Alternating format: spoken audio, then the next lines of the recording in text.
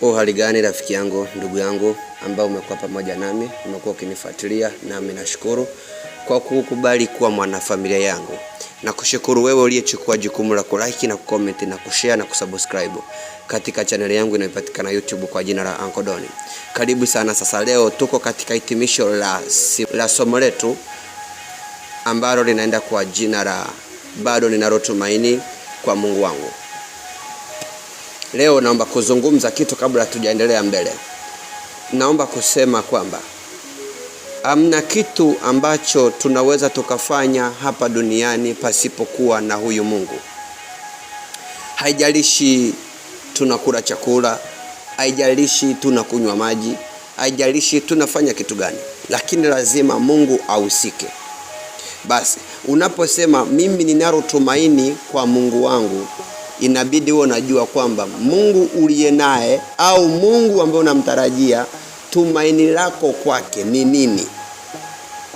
Usije ukatoka hapo from nowhere ukalala tu kaamko ukakurupuka unasema ninaye Mungu alafu nalo tumaini kwake. Hapana.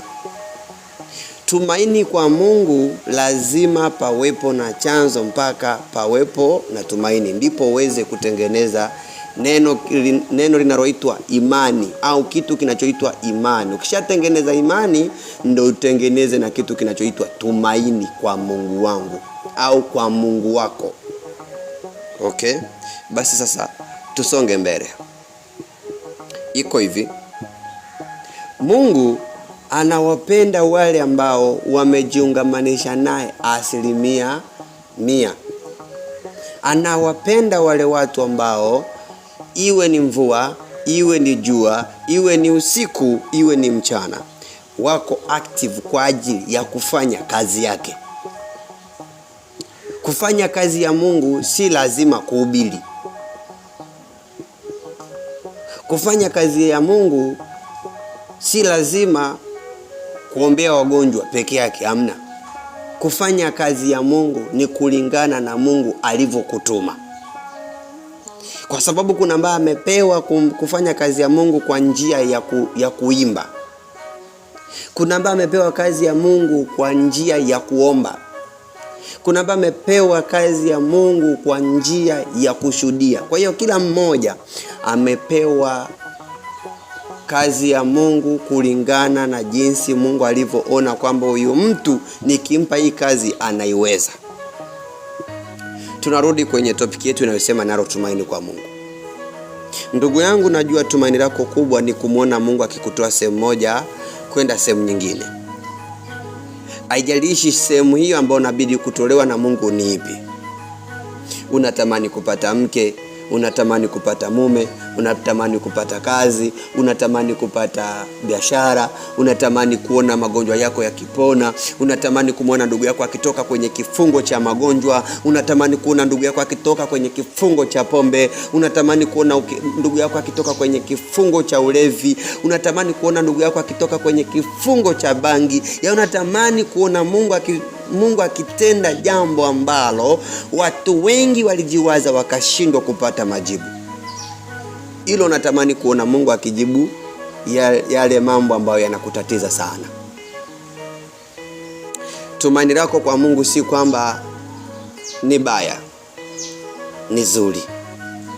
Napenda kukushauri kwamba endelea kumtumaini Mungu, lakini usimtumaini Mungu ukiwa umekaa tu.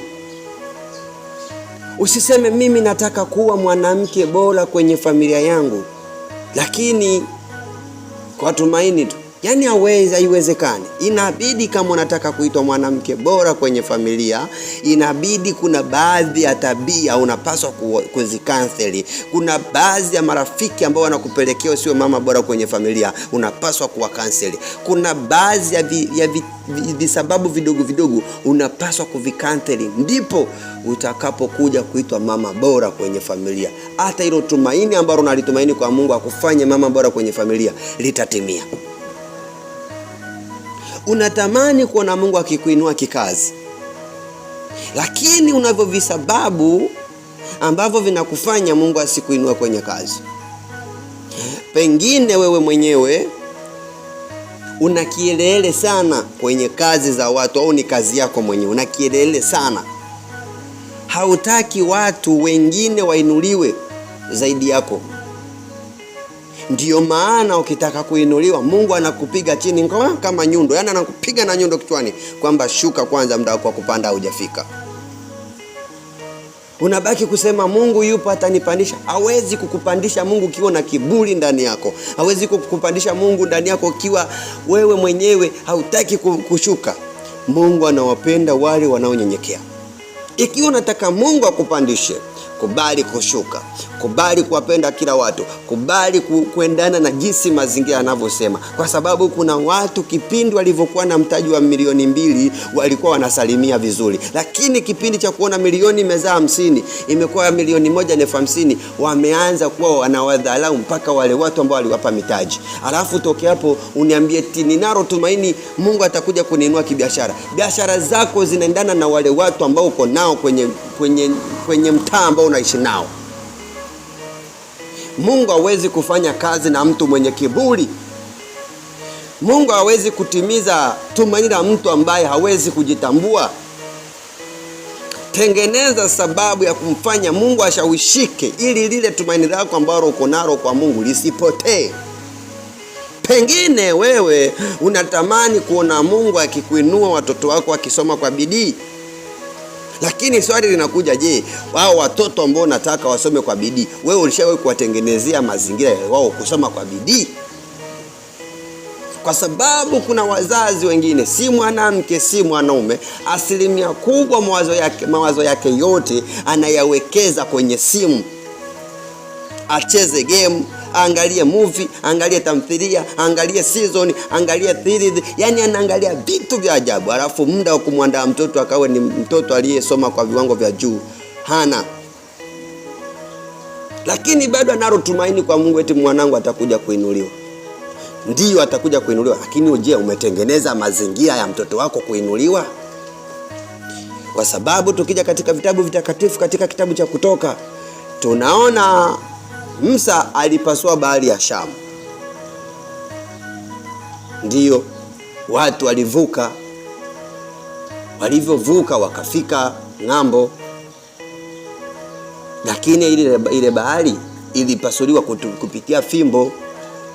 Nayo fimbo ilitoka kwa Mungu.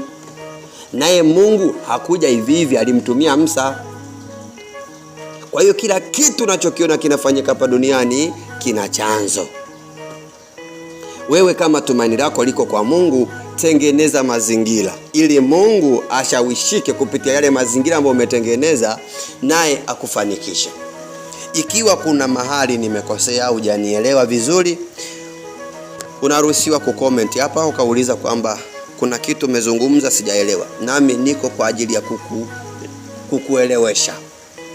Pia usisahau kulike na comment na kushare na kusubscribe na kuniambia unanifuatilia ukiwa wapi. Uko Tanzania, uko Kenya, uko Saudi Arabia, uko Marekani, uko wapi? Ningependa uniambie wapi ulipo, ili tujue kwamba Mungu hakika anafanya jambo ambalo wanadamu wameshindwa kulifanya. Amina. Na Mungu akubariki.